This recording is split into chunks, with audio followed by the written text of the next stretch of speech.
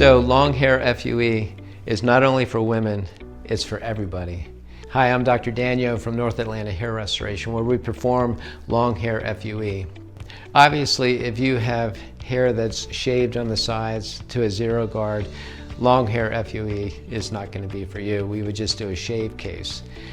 But we can take hair, say a centimeter long or an inch long, all the way up to 2 feet long, and take the follicle with the attached length of the hair and move it from the donor site, which is on the sides and back of the head, into the balding areas, and it creates a very accurate way of doing hair transplant. In fact, it's the most accurate way of doing hair transplant.